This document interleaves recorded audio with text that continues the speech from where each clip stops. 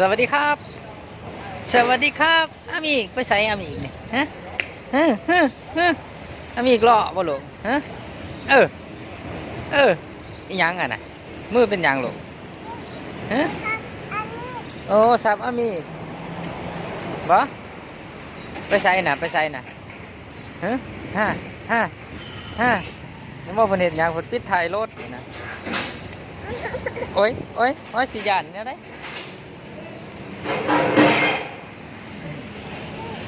อีหยังลูกฮะวันนี้ก็พามีอีกรออีกคือเก่านะพามีอีกรออีกคือเก่าวันนี้ก็ได้นี่เออ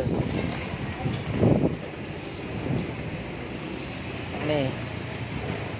เห็นงานไปด้วยดังลูกไปน้ำพลงอนพี่น้องนี่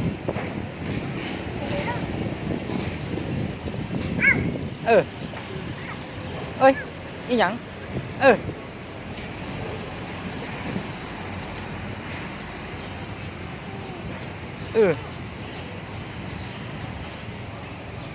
น่าเป็นอีหยังเหรอ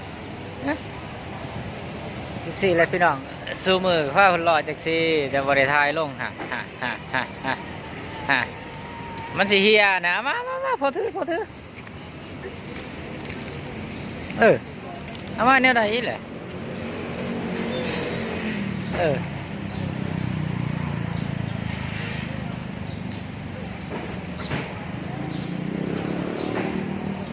ทำงานส่วงก่อนบ่มีเวลาพาเพิ่นรออยู่แต่ในห้องมีงานเริ่มไหวก็เลยพาเพิ่นรอได้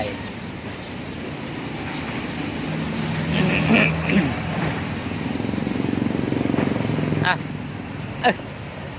อีหยังฮะโอ้ยน่ะเป็นอีหยังเลย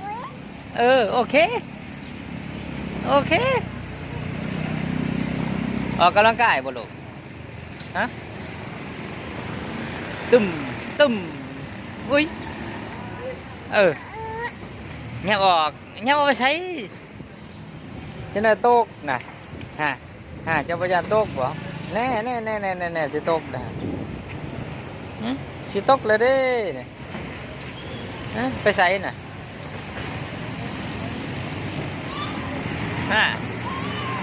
อีหยังสิแหละฟ้าฝนลงมาก็แล่นบ่อยู่บ่เศร้าพี่น้องคุณดื้อก็ดื้อคักเฮ็ดอะไรอ่ะน่ะฮะ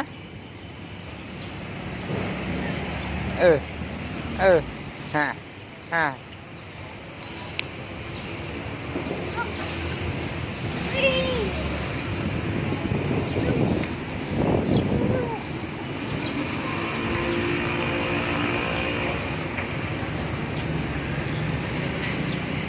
รถมาเห็นบ่รถมา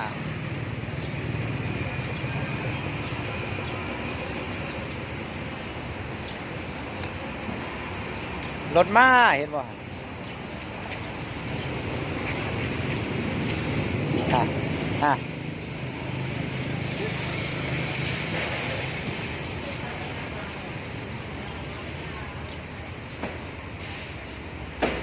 เฮ็ดอะไรอ่ะน่ะทิมขยะน่ะ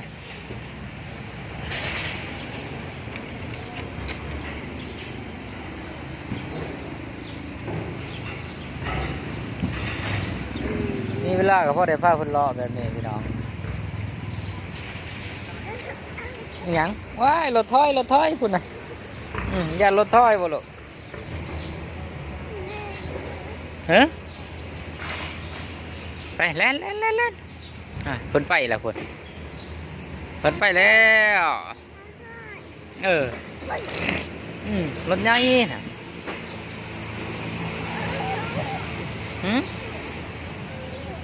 ใช่ปูนฮันดิเห็นว่ารถสีส้มพุ่นน่ะอันนี้น่ะ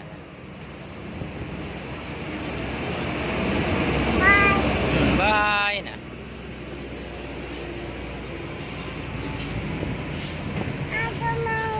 ใส่เออคันนั้นยังบ่ออกคันน่ะเอออืมปุ้นอีหยังฮะ